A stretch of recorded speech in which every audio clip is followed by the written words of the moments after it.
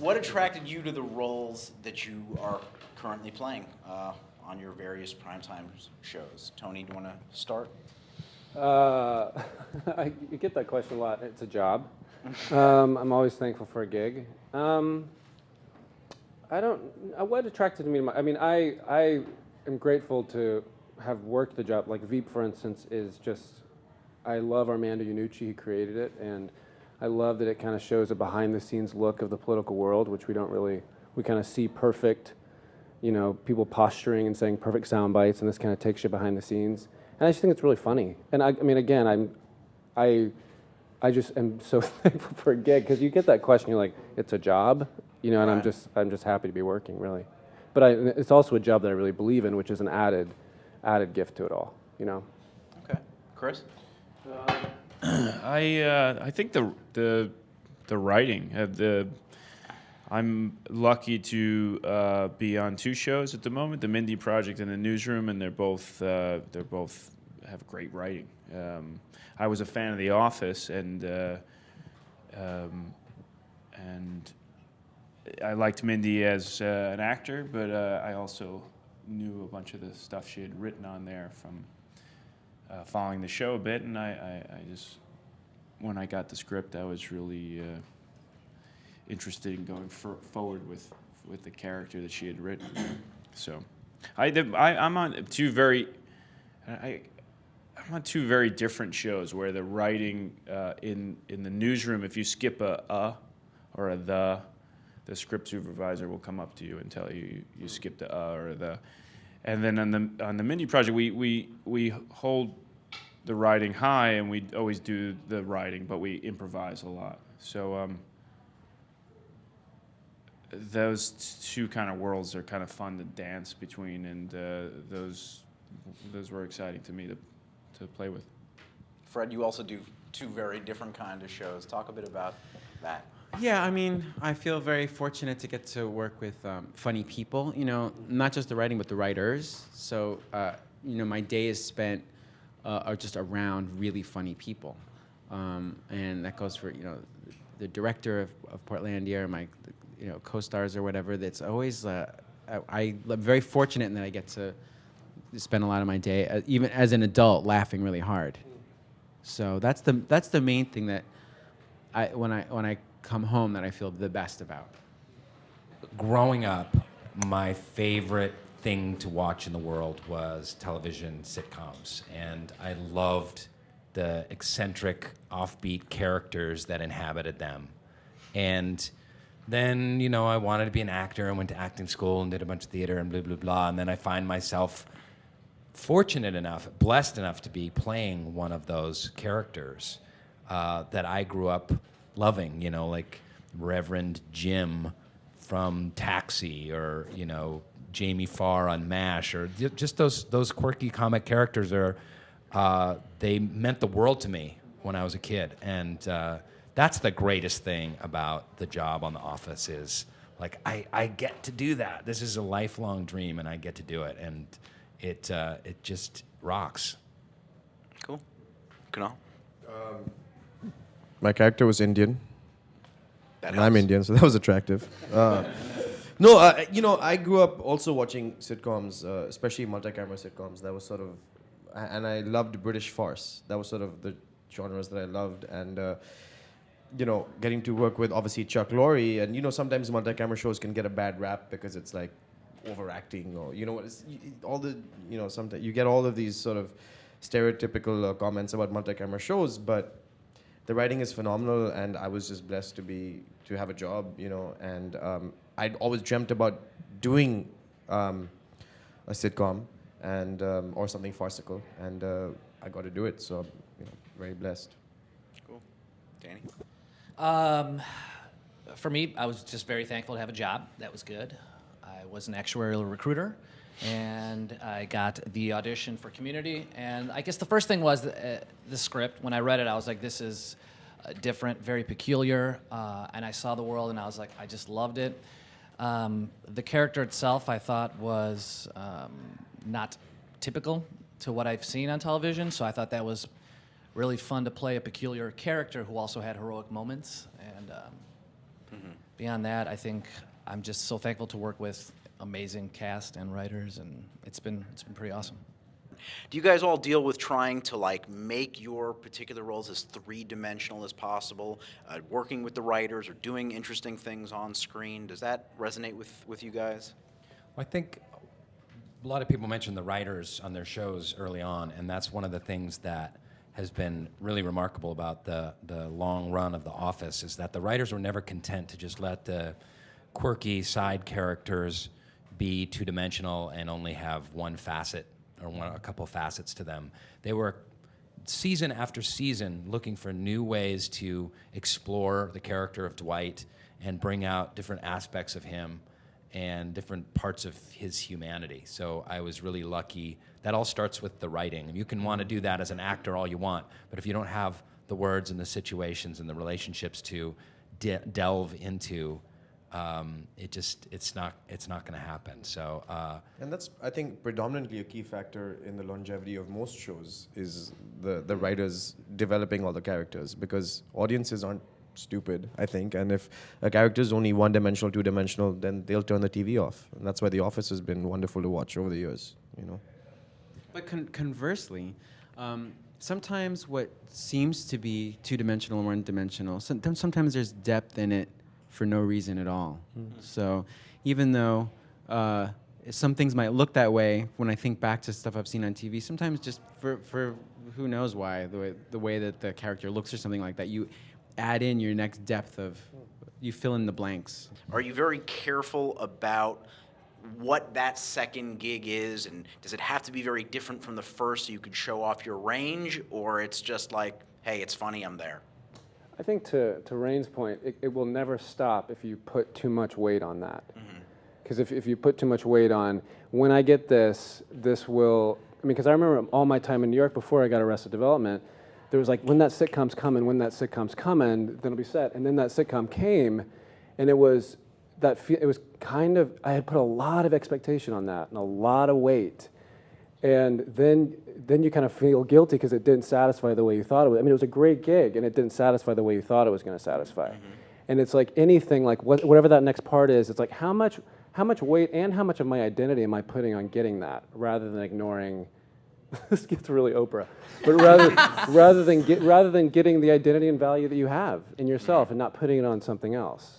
Sure. Okay, I'll stop. And it's also like a miracle. It's a miracle that anything gets made. Yeah. So when you start picking things apart, it's just like you're just lucky if something is even a pilot. Yeah. Sure. Okay. And for you, Chris, I mean, because you're doing two very different kind of roles. I agree with what these guys are saying. I used to be very.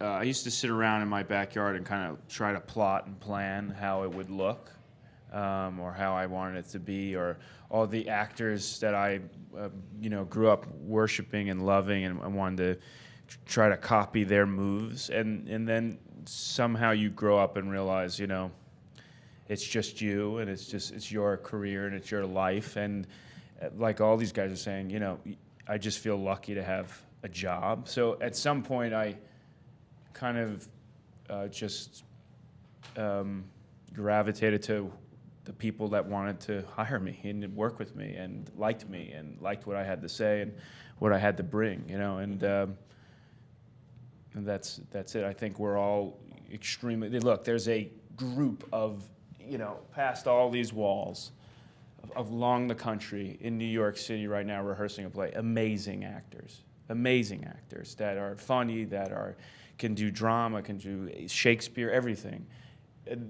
We are very lucky to be here talking to you and to have these opportunities for me to say, I have two jobs.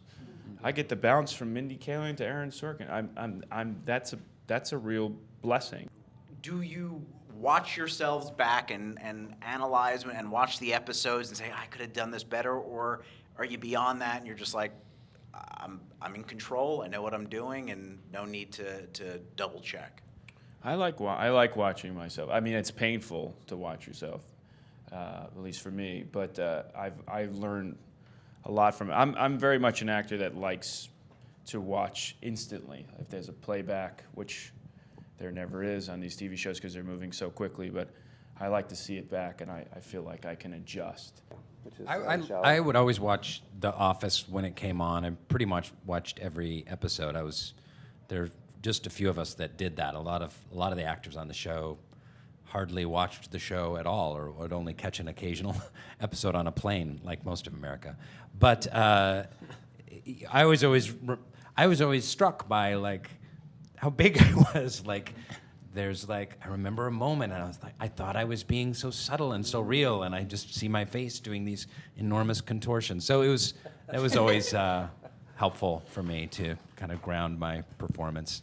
When I started Big Bang, actually, I was talking about like perfecting the craft. I was always trying to get every moment right, and then after the first season, I sort of just trusted the writing. You know what I mean? As opposed to actually making a moment happen, which I think was just because I was young and I was in a moment where I don't know, I was just trying to make things happen as opposed to just trusting the circumstances and saying the words. Yeah. I'll watch every once in a while, dailies, especially early on in the season after we've been off for a while, and especially if we're doing some kind of genre episode where I'm playing a different type of character. Then I find like just when I'm starting to get into a little bit, I think for us too, now that we're in our 5th season, we don't get as many notes, so it is sort of on us a little bit more. Which is cool, but it's also frightening when you're doing takes very quickly and you're like, did I get it? And so when we first start, I'll usually just maybe watch a little bit of playback, and it's painful, but I find it kind of helpful. Yeah, I try not to watch too much of what I've done, but one of the reasons is that there's sometimes a big difference from what I think is great and then what someone else thinks is great. That because of that, it's hard to judge anything. You know, sometimes you think you're being so brilliant, and it's like doesn't, you know. And then it's something that you think is a throwaway. You're like, well, that was nothing. That wasn't even a take. You know, and that's what people react to. So it's hard to kind of judge. But are you ever in a position like Chris described where you have to defend your choices? No, because the people I'm with, they're mostly on the same, you know, same page. And are you talking about Portlandia This is or not Saturday Night this is not an Live? argument with you. No. On Portlandia, it's just, you know, there's only a few of us there. Right. So Are you in the editing room on that? never. Okay. Purposefully. Because that is the worst. Because that's when my vanity comes in. That's when I'm making decisions. Trying to make your own choices. I've got to step. They're so good at it that I'm like, you guys just pick the right things. But, you know, probably the downside of creating memorable characters, as you all have, is when you're out and about, you probably get people saying, do that, do this. Like, how do you deal in situations like that? How do you diffuse it, or do you just accommodate the request? Because I'd imagine you all deal with it to some I think degree. it's another perspective thing. Like, it's a really good problem to have. You know, that someone did watch your stuff and is excited about it, and you know, with Arrested Development, you know, we were canceled, and so that people kind of kept that alive by talking about the jokes, and so when they'd come up, and I'd forget stuff. Like back to the last question, like I'd watch stuff, but I'd watch it the first time, and I would never go back to watch it. So you forget a lot of stuff that you've done. So when people come up to you, it's almost a reminder of like, oh yeah, I forgot about that bit. So I mean, it's very flattering, you know. Yeah, I went through a phase with Dwight where early on when the show was successful, we were just all so excited. Like we stayed on the air, and oh my gosh, people are watching our show, and you know, we thought we'd just make a handful of episodes and be forgotten or be some cult little favorite. And so at first people were like, Dwight, hey, it's Dwight. And I was like, yeah, cool, yeah. And then, you know, a few years in, it's like, Dwight, hey, Dwight. And I was kind of frustrated and annoyed, like, yeah. And now I'm like, you know, having gone through the arc, like I back on the grateful train again. You know, we did 200 episodes. It was a great run, an awesome group of people. And now people are like, Dwight, I'm like, that's awesome. That's my legacy. Probably on my tombstone, it's just going to say Dwight, or, you know, that's what she said, or Bears beats Battlestar Galactica, or something like that. And I'm sure I'm going to have a long, rich, vibrant acting career, but Dwight is what I'm going to always be known for, number one, and I'm totally cool with that. But that you've done one role so long, are you afraid as you go about your other opportunities in TV, movies, that they'll look at it through this like Dwight filter, as if It's a huge challenge. I mean, for everyone here, they'll know you as your roles, and people, you know, in this industry, there's so many thousands, tens of thousands of actors. They're going to say, oh, Rainn Wilson, yeah, he does kind of big, weird, creepy weirdos, and he did that, and that's just what he does. But I was acting for 15 years before I was cast as Dwight, and all kinds of different roles, and drama on 6 Feet Under, did with Chris, and plays, Eugene O'Neill plays, and all kinds of different things. But that's what they're going to know me as, and I hope to expand their viewpoint of me, but it may not happen. There are also there's this huge group of people who are just, they know all the things you've done from a long time ago, and I think audiences too, audiences identify with you with one type of thing that you do, and they love that, and when you begin to do something else, they're like, wait, no, that's not funny. Do that thing that you did that I love.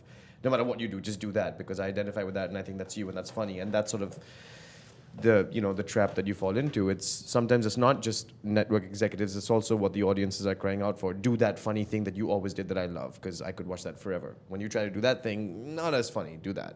And that's why I think social media is really interesting, because Twitter has allowed the Dwight fans to kind of get to know Rainn Wilson a little bit more. That's cool. And there's some crossover between my sense of humor and Dwight's, but not completely. And people see, there's a dude who's an actor who's a little different than Dwight. He's not, because there is a lot of audience out there that really sees me as being completely 100% united with my character.